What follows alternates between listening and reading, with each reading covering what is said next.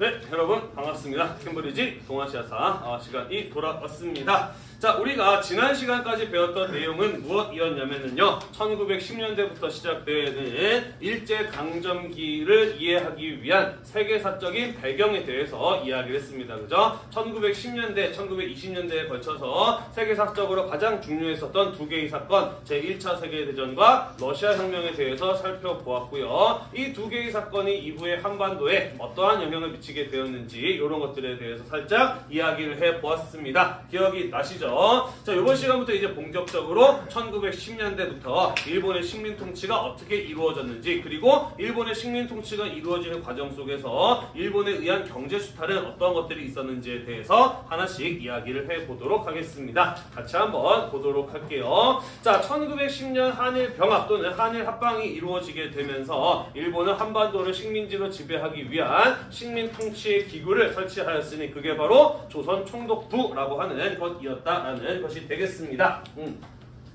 자, 조선 총독부라고 하는 것은 어떤 것을 아예 완전히 새롭게 만들어낸 것은 아니었어요. 사실 한일 병합 이전에도요, 을사늑약이 체결되면서 일본은 대한제국의 외교권을 대신 행사하고 내정에 개입하기 위해서 만들었던 기구가 있었습니다. 그게 바로 무엇이었나요?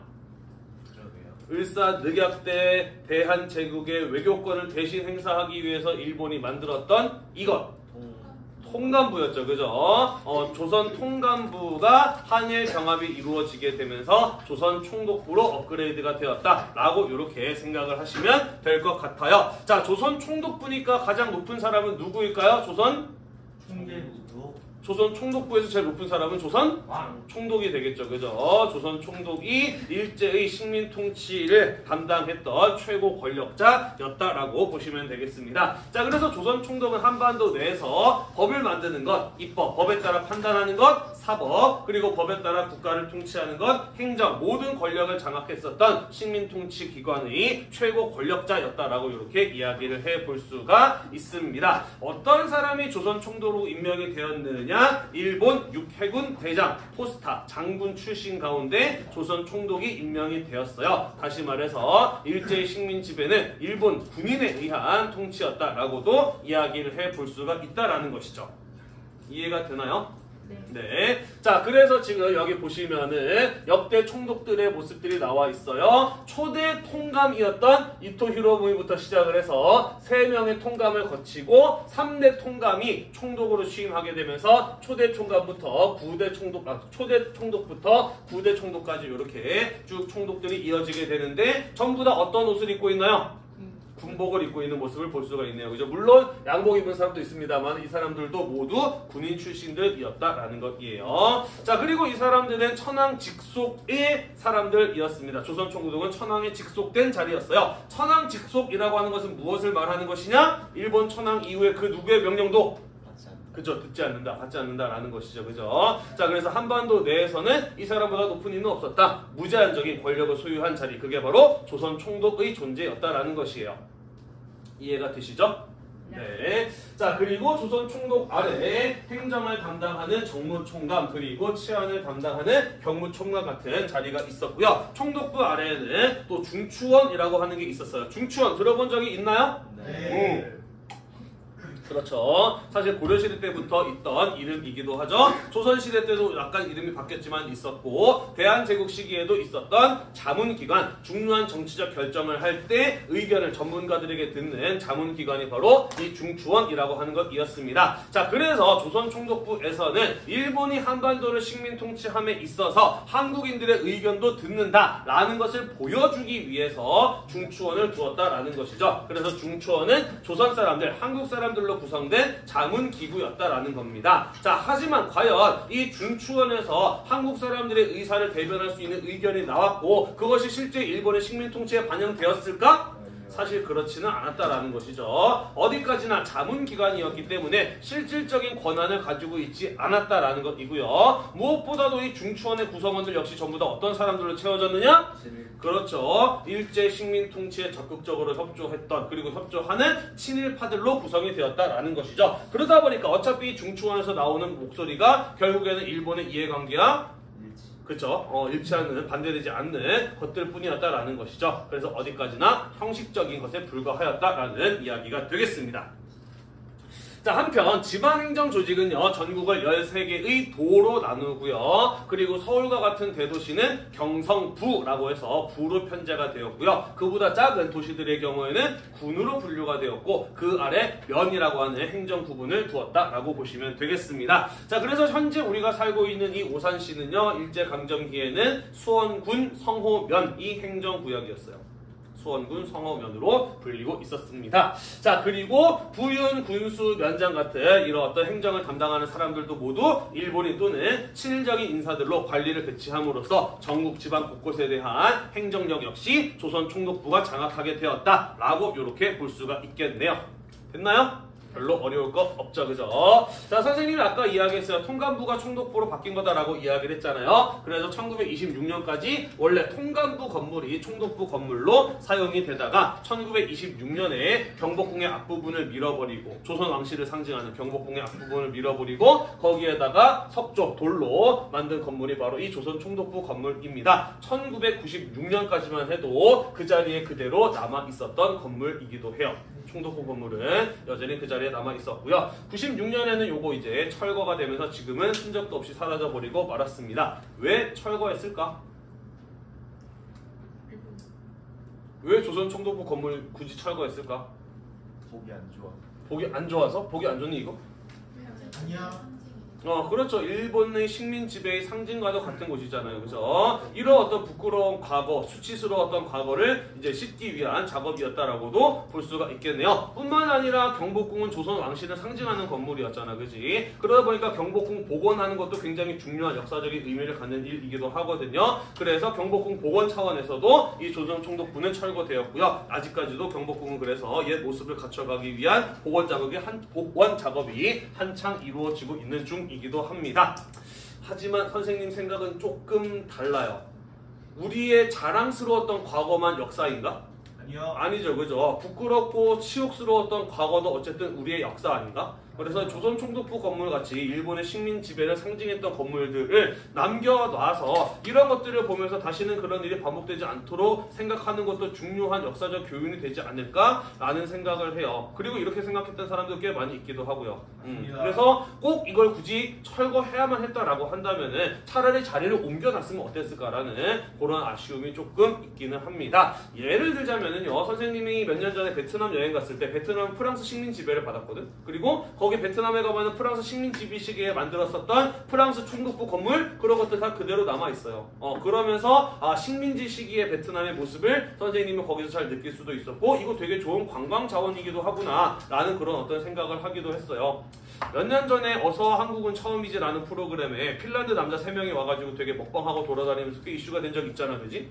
되게 재밌었던 거는 그 사람들 한국 와서 제일 먼저 뭐 했냐면은 박물관부터 가더라고. 그래서 박물관을 보면서 우리나라 역사들을 보면서 우리나라의 정체성을 파악하려고 하더라고. 그러면서 이 사람들이 했던 말이 뭐냐면은 의외로 식민 지배와 관련된 거리 별로 많지 않네라는 이런 이야기를 하더라고.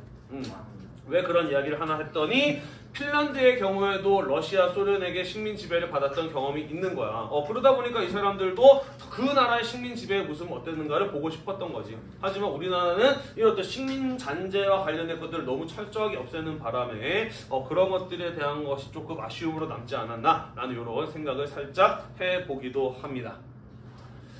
96년 선생님이 초등학교 6학년 때였어요. 그래서 아버지께서 6년이라고. 초등학교 6학년이었어요. 그래서 아버지께서 이런 중요한 역사적 건물은 없어지기 전에 봐둬야 된다라고 해서 아버지 손을 잡고 기차 타고 서울에 가서 요 앞에 가서 사진도 찍고 했던 기억이 납니다. 요 안에는 당시 이제 박물관으로 사용되고 있었어. 그래가지고 거북선 같은 게 이제 전시되어 있었던 그런 기억이 나기도 하네요. 지금은 흔적도 없이 사라져버려서 일제강점기를 배경으로 하는 영화 같은데 CG로 가끔씩 나오기도 하죠. 그리고 서울의 봄 영화 봤니? 서울의 봄 거기에도 이 건물 꽤 자주 나와요. 물론 CG겠지만.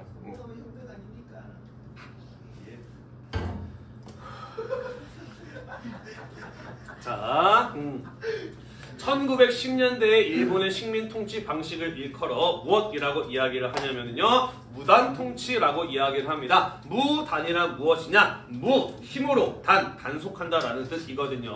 힘이나 억압으로 조선인들의 반발을 강제로 억누르던 통치이기 때문에 무단 통치라고 이야기를 합니다. 다른 말로는요. 헌병 경찰 통치라고도 이야기를 해요. 왜냐면 헌병 경찰에 의해서 이루어졌던 통치이기도 하기 때문입니다. 자, 헌병이라고 하는 게 뭔가요, 여러분?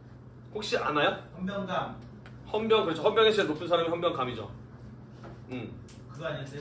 맞아요. 넷플릭스에서 DP라고 해서 헌병대 중에서도 DP라고 하는 탈주병 잡는 그 사람들의 이야기가 드라마로 만들어지기도 했었죠. 거기 좀 나오지 않나? 헌병대 이 군인들의 경우에는 까만색 헬멧을 쓰는데 까만 헬멧에 알파벳으로 땡땡이라고 박혀 있는데 네, MP라고 박혀 있어요. 네, 밀리터리 폴리스입니다. 헌병은 군인 경찰이에요. 군대 내에서의 경찰의 역할을 하는 군인들이거나 또는 새롭게 전쟁을 통해서 점령한 지역이 있어. 그러면은 원래 거기에 있었던 행정 질서를 유지하기 위한 여러 가지 공무원들이나 아니면은 경찰들 이런 사람들이 싹 다 없어진 상황일 거 아니에요, 그지? 그래서 점령한 지역에서 행정적인 역할과 경찰의 역할을 하기 위해서 존재하는 군인이 바로 헌병이라고 볼 수가 있습니다. 자, 그리고 일본은요, 1910년부터 한반도에서 헌병 경찰을 이용을 해서 일반 경찰의 업무뿐만 아니라 행정 업무까지도 처리하였다라는 것이에요. 한반도를 점령지와 같이 취급하였다라는 이야기가 되겠습니다. 그래서 일제의 식민 통치는 1910년대에는 헌병 경찰이라고 하는 군인을 이용한 군인에 의한 통치였다라고도 볼 수가 있는 것이에요.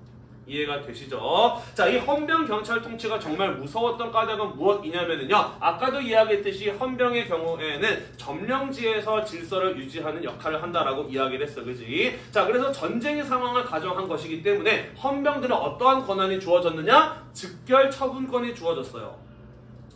전쟁 상황에서 언제 법이나 재판 같은 정식 절차 다 거쳐, 그지? 그래서 헌병들의 경우에는 정식적인 법이나 법 절차나 재판 같은 것들을 거치지 않고 자기들이 생각하기에 자의적인 판단에 의해서 이거 잘못이다 라고 한다면 그 자리에서 바로 한국인들에게 벌금을 매기거나 구류, 감옥에 가두거나 하는 것 같은 이런 처분이 가능한 권한을 가지고 있었다라는 것이죠. 우리는 이런 것을 가지고 즉결 처분권이라고 이야기를 합니다. 이해가 되시죠? 그죠? 자, 뿐만 아니라 헌병 경찰들은요, 태형이라고 하는 형벌을 실시할 수가 있었습니다. 1912년에 태형이라고 하는 형벌이 부활을 해요. 자, 태형이라고 하는 게 뭐냐면요, 예전부터 우리나라에는 전통적으로, 중국에서도 있었는데요, 전통적인 동아시아의 형벌은 크게 5가지입니다. 태, 장, 도, 유, 사 5가지예요. 사형, 죽이는 거. 유형, 유배 보내는 거, 도형, 감옥에 가두는 거. 그 다음에 장형이라고 하는 거는 우리 사극에 보면 곤장 치잖아요, 그죠? 십자 모양으로 묶어놓고 두 손으로 들 수 있는 큰 몽둥이를 가지고 엉덩이를 철썩 때리는 거. 요게 장형이고요. 태형이라고 하는 게 뭐냐면은 마찬가지로 똑같이 이렇게 묶어놓되 양손으로 들고 치는 게 아니라 한 손으로 쥘 수 있는 회초리, 몽둥이 이런 거를 들고 엉덩이를 때리는 형벌을 가지고 태형이라고 이야기를 합니다. 이해가 되나요? 자, 그런데 헌병 경찰은 어떤 권한을 가지고 있었다 그랬어? 즉결 처분권을 가지고 있었다 그랬어, 그지? 따라서 헌병 경찰들이 보기에 뭔가 한국인이 잘못한 것처럼 보인다라고 한다면 그 자리에서 바로 무엇 할 수 있는 거예요? 잡아가다가 그렇죠, 묶어놓고서는 때릴 수 있는 권한이 헌병 경찰에게 있었던 겁니다, 그죠? 자, 그래서 헌병 경찰이 뜨면 조선 사람들은 무엇하게 바빴을까? 도망가고 숨기 바빴겠죠, 그죠? 혹시나 뭐 하나 꼬투리 잡혀서 잡아서 매질을 당하지 않을까 두려웠던 그 공포의 존재, 그게 바로 헌병 경찰이었다. 그러다 보니 1910년대에 일본의 식민 통치 방식을 일컬어 무단 통치라고도 이야기를 하는 거예요. 이해가 되나요? 네. 사진 나와 있죠, 그죠? 여기 한 조선인이, 한국인이 헌병 경찰에게 둘러싸여서 태형을 당하고 있네요, 그죠? 이 사람 뭘 잘못해서 이렇게 맞고 있을까? 정답. 헌병 앞에서 눈을 안 깔았어. 뭐 그럴 수도 있죠. 또 비리? 네, 아직은 이 사진의 정보를 파악하기에는 우리가 조금 더 배워야 될 내용들이 있네요. 뒤에 가서 이 사람 왜 맞고 있는지 설명을 하겠습니다. 자, 이렇듯 1910년대 일본의 식민 통치는 힘으로 한국인들의 반발을 억누르려는 강압적인 통치였다라는 거예요. 다른 거 몇 가지 예를 들어보자면요. 일반 관리, 공무원들이나 교원, 선생님들도요. 제복을 입고 칼을 차게 했습니다. 여기 지금 보면은 제복을 입고 칼을 들고 있는 선생님과 그리고 그 뒤에 있는 학생들의 모습이 보이죠. 그죠? 선생님이 수업 들어오시는데 제복을 입고 칼을 들고 들어와 어떤 느낌일까? 무서워요.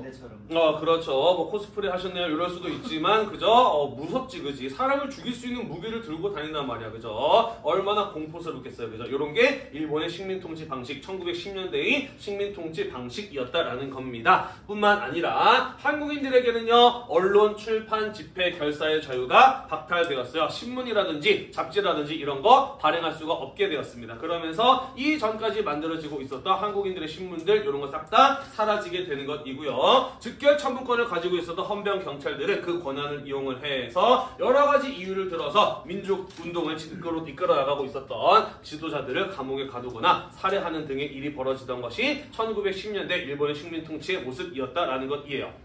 이해가 되시죠? 자, 교육으로 가보도록 할게요. 일제강점기의 1910년대의 한국인에 대한 교육의 경우에는요, 보통교육과 실업교육을 중심으로 해서 일본어 보급에 중점을 두고 있었습니다. 자, 일본어 보급에 중점을 두었다. 왜 그럴까? 왜 한국 사람들에게 일본어를 가르치려고 하였을까? 일본어 그렇죠. 일단은 일본 사람들이 내리는 명령을 제대로 듣고 이행을 하려면은 일본어를 할 줄 알아야 될 거 아니야, 그지? 나아가서 한국어와 일본어의 언어적 장벽을 없앰으로써 한국인들로 하여금 일본의 식민 통치에 순응하도록 하려면은 일본어 교육을 할 필요가 있었던 것이죠, 그죠? 자, 그래서 1911년에 발표된 제1차 조선교육령에 따르면 국어라는 과목이 있었고 그 과목은 필수 과목이었는데 한국어가 아니라 일본어 과목이 필수 과목이었다라는 것이죠. 그럼 한국어는 뭐라고 불렀느냐? 조선어라고 따로 불렀고 그 과목의 경우에는 꼭 배우지 않아도 되는 과목이었다라는 것입니다.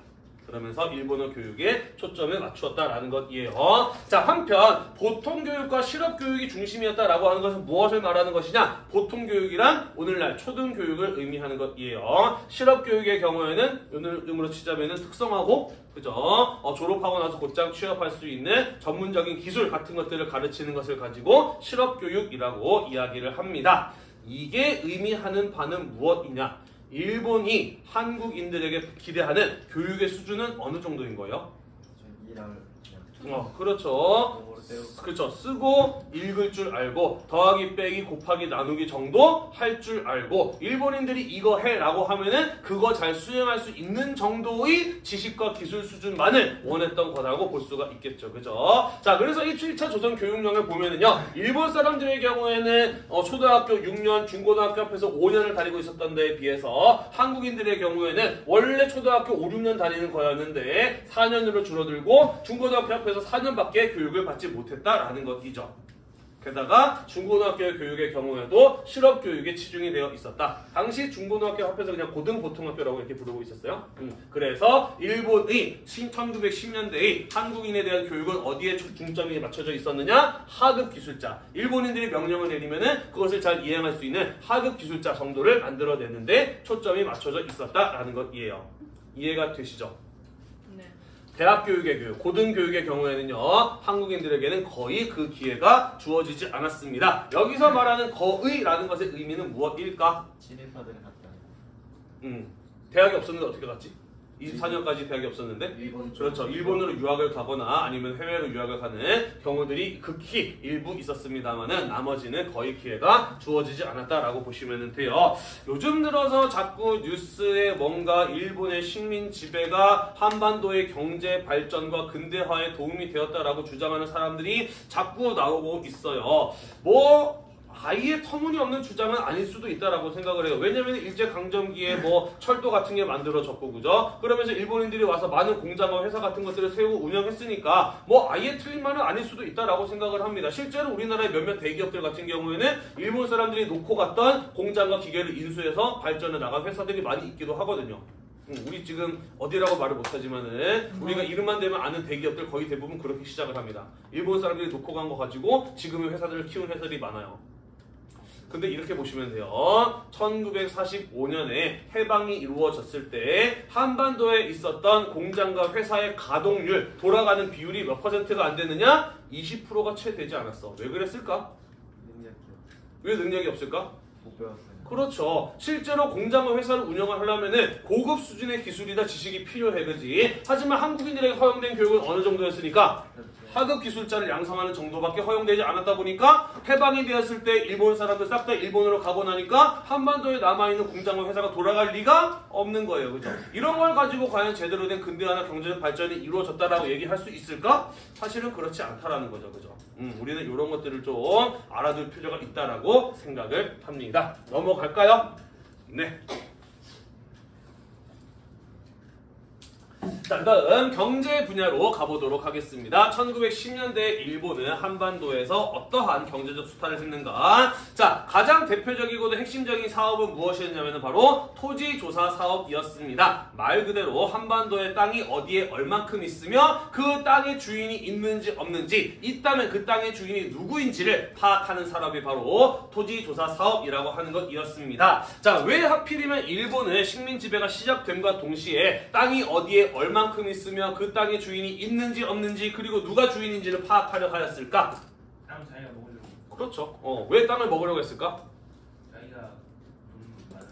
뭐 그렇죠. 어쨌든 조선이라는 나라는 농업국가였고요. 그죠? 그리고 농업국가는 토지가 생산의 가장 기본적인 시설이기 때문에 토지를 파악하고 장악하는 것, 조선의 경제를 장악하는 가장 기본적인 작업이라고 볼 수가 있는 겁니다. 뿐만 아니라 우리가 지난번에 잠깐 이야기한 적이 있는데 일본에서 메이지 유신이 이루어지게 되면서 산업화가 진행이 되죠. 그러면서 원래 농사짓던 땅 갈아엎고 거기다 공장을 세우고 원래 농사짓던 농민들이 공장의 노동자로 고용이 되기도 하잖아요. 그죠? 그러면서 일본 내에 농사 지을 땅이 없어진 사람들, 농민들, 이런 사람들이 나타났어. 그지? 이런 사람들 어떻게 해줘야 돼? 먹고 살게 해주려면 땅을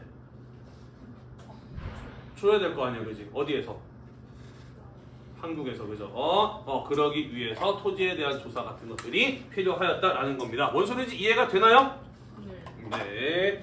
확실히 4교시다 보니까 1교시나 7교시보다는 조금 상태가 좀 괜찮기는 한데 그래도 그리 오래 가지는 못하네요. 자, 조금만 더 살펴보도록 합시다. 힘을 낼게요. 자, 아무튼 그래서 일본은 임시토지조사국을 설치하고 토지조사령이라는 법령을 공포해서 전국적인 토지조사 사업을 실시합니다. 자, 일본이 토지조사 사업을 실시해야 되는 이유로 들었던 명분은 무엇이었느냐? 지세, 토지세를 공정하게 매기고 근대적인 토지 소유권, 이 땅이 누구의 것인지를 확실하게 하고 그리고 토지의 생산성을 높인다라는 것이었습니다. 아예 틀린 말은 아니기는 했어요. 왜냐면은 당시 전국의 토지들 가운데 세금 내기 싫어서 감춰놓은 땅, 등록시키지 않은 땅, 이런 것들이 꽤 있었거든요. 그러다 보니까 이런 땅들에서 세금을 안 내고 있는 거, 공정한 세금 부과는 아니었던 거죠. 그죠? 그래서 그런 것들을 파악할 필요는 있기는 했습니다. 또한 근대적인 토지 소유권, 이 땅이 누구 땅이다라고 확실하게 할 필요가 있었던 이유는 무엇이냐? 확실하지 않았기 때문이에요. 그 전까지만 하더라도 토지에 대한 권리는 상당히 복잡하게 얽혀 있었어. 이 땅이 내 땅이다라고 하는 소유권도 있었지만은 그 땅에서 농사 지을 수 있는 권리도 법적으로는 아니지만은 관습적으로 인정되어 왔어요. 예를 들자면 이런 겁니다. 양반 지주가 있어요. 그 땅을 농민들한테 빌려줘서 농사를 짓게 해요. 하지만 농민들이 그 땅을 빌리지 못하면 농사 짓고 살 수가 없기 때문에 이 양반 지주가 자기 땅이라고 하더라도 한 번 빌려준 땅을 함부로 회수하거나 다른 사람으로 바꾸거나 하는 일은 굉장히 나쁜 짓으로, 몰인정하는 짓으로 여겨져 왔어요. 그러다 보니까 농민들의 경우에는 한반 양반들로부터 땅을 빌리면은 특별한 일이 없는 한 평생 그리고 대대로 그 땅에서 농사를 짓고 살고 있었다라는 거지. 농사 지을 권리, 경작권이 인정되고 있었다라는 거예요. 이해가 되나요? 네, 이런 복잡한 권리가 얽혀 있었다라는 거예요. 뿐만 아니라 국가 소유의 토지도 있었고 마을 사람들이 공동으로 소유하고 있는 토지도 있었고 여러 가지 것들이 얽혀 있다 보니까 이 땅이 누구 거냐, 그리고 이 땅을 주인이 자기 마음대로 할 수 있느냐 없느냐, 이런 문제가 좀 복잡했다라는 거예요. 이해가 되시죠?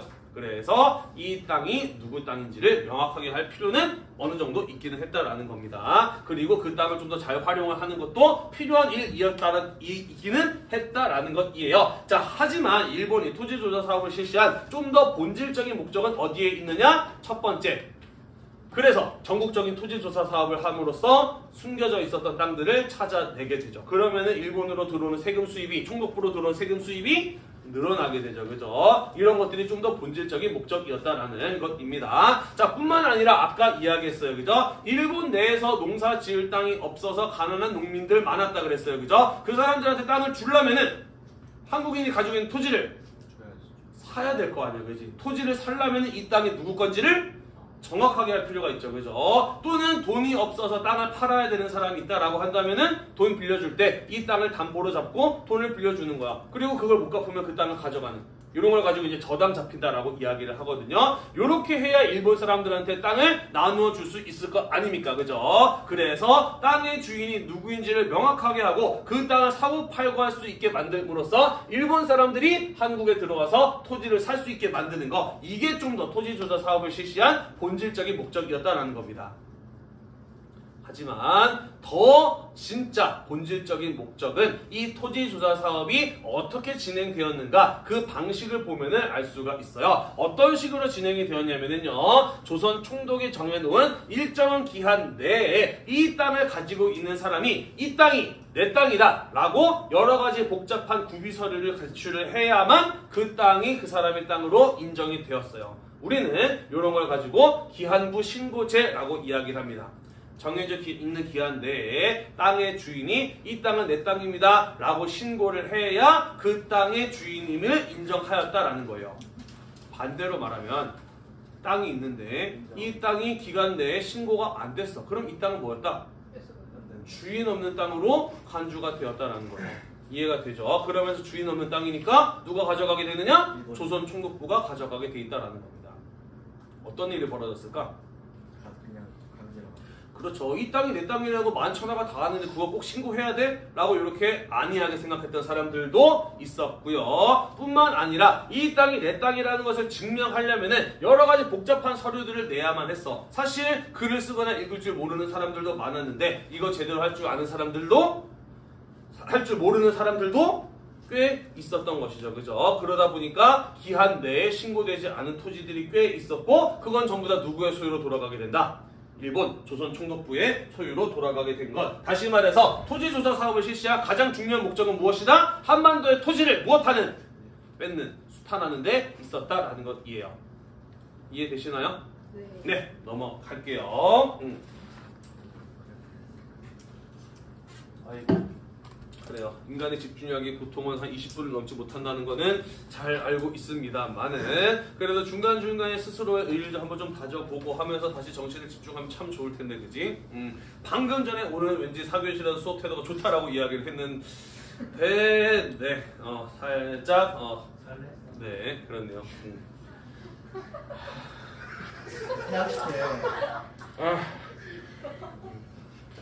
자, 그래서 토지조사 사업이 실시된 결과 어떤 모습이 나타나게 되느냐? 자, 일단은요, 조선 총독부의 경우에는 전국의 토지를 정확하게 파악을 합니다. 그러면서 총독부로 들어오는 토지세 수입은 늘어나게 돼요. 그리고 아까 이야기했듯이 기한 내에 신고되지 못했던 땅들, 자기 땅이라고 소유권을 분명히 밝히지 못했던 땅들은 모두 주인 없는 땅으로 간주되어 누구의 소유가 되었다? 총독부의 소유가 되었다라는 거예요. 자, 그리고 그 땅들은 일본이 세운 농업회사인 동양척식 주식회사나 아니면 일본에서 땅이 없어서 한반도로 넘어온 농민들에게 주어지게 되었다라는 것이죠.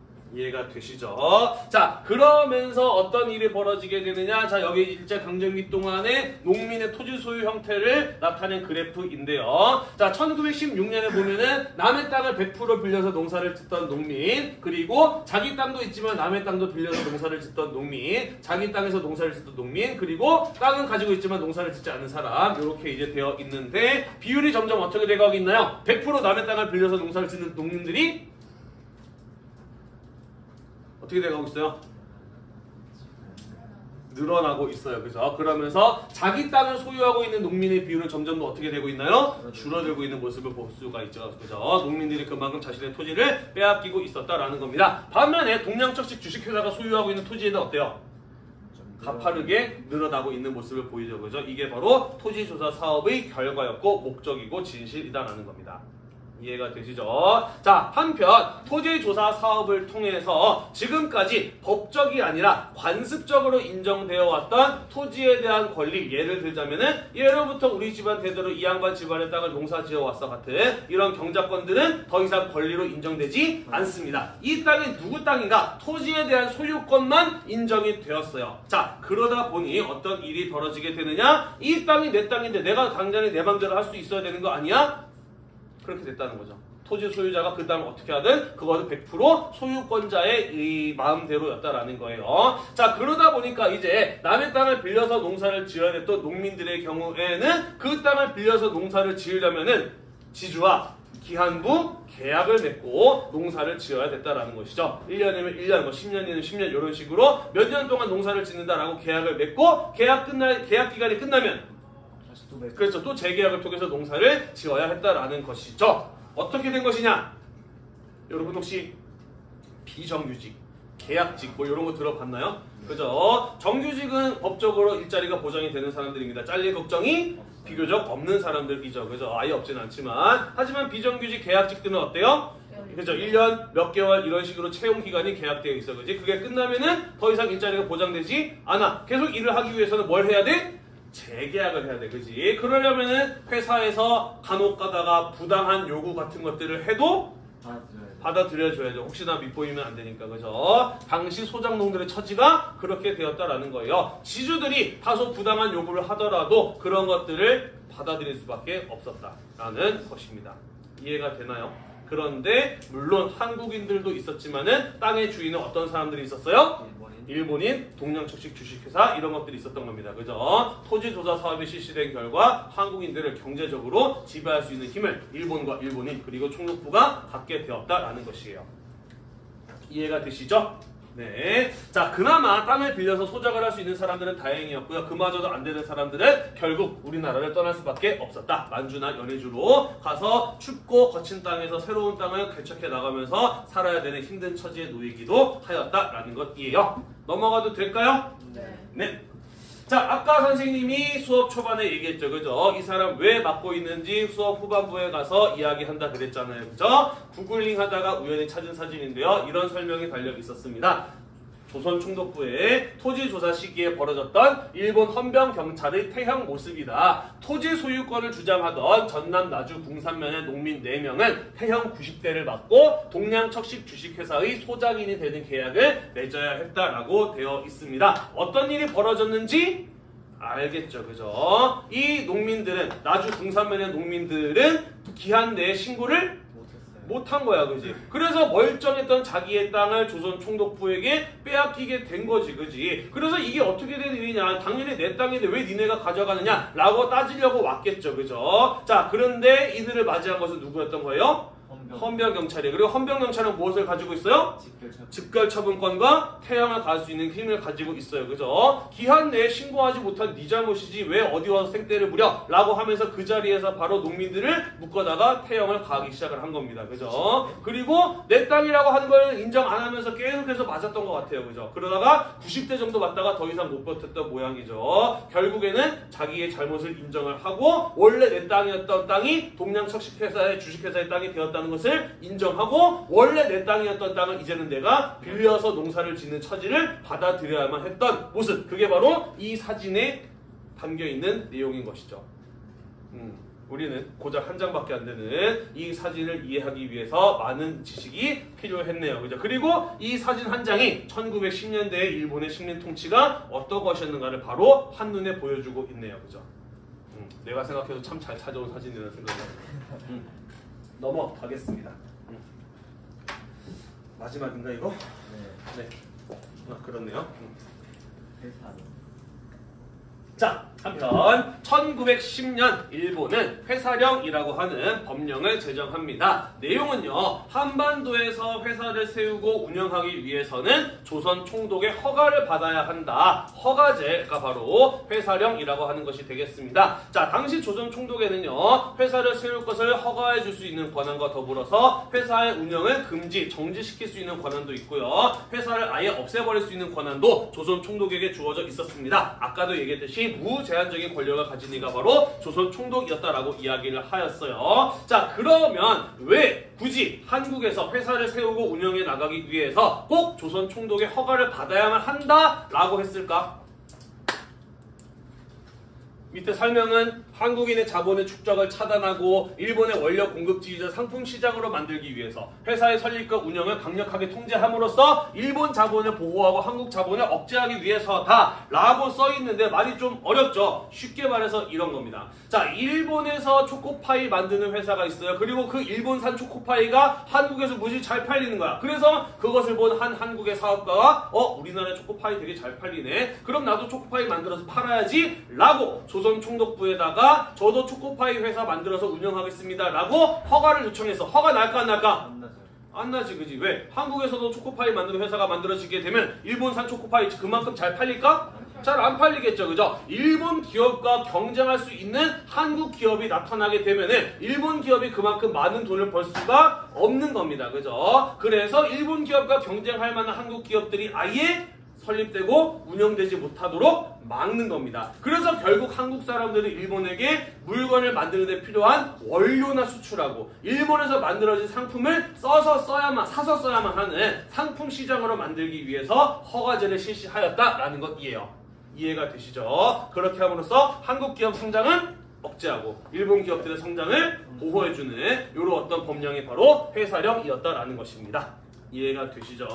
자, 그 외에도 어업령 같은 것들을 통해서 일본인들의 어업 활동을 지원해주거나 광업 활동을 지원해주는 광업령 같은 것들이 제정되기도 했고요. 인삼은 예로부터 우리나라의 대표적인 수출품이자 특히 일본에서 엄청나게 비싸게 팔리는 약재이기도 했거든요. 그러다 보니 인삼을 생산하고 판매하는 것은 총독부에서 독점 사업으로 가져가게 됩니다. 그게 바로 인삼 전매 사업이라고 하는 것이거든요. 그것을 통해서 총독부의 재정 수입을 확대하고자 하는 이런 일들이 벌어지던 시기가 1910년대 일본의 식민 통치 시기의 모습이었다라는 것입니다.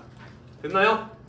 네. 자, 우리 이렇게 해서 1910년대의 일본의 식민 통치는 어떠한 식으로 이루어졌으며 그 과정 속에서 일본에 의한 경제적인 수탈은 어떤 식으로 진행이 되었는지 쭉 이어서 살펴보았습니다. 다음 시간에는요, 1920년대로 넘어가게 되면서 이러한 일본의 식민 통치 방식이 어떻게 바뀌게 되었는지, 20년대에는 어떠한 경제적 수탈이 이루어졌는지 마저 이어서 살펴보도록 하겠습니다. 오늘도 공부하느라고 대단히 고생이 많으셨고요. 이 수업 영상이 여러분들의 공부에 도움이 되셨다면 구독과 좋아요 잊지 말고 눌러주세요. 수고했습니다. 고맙습니다.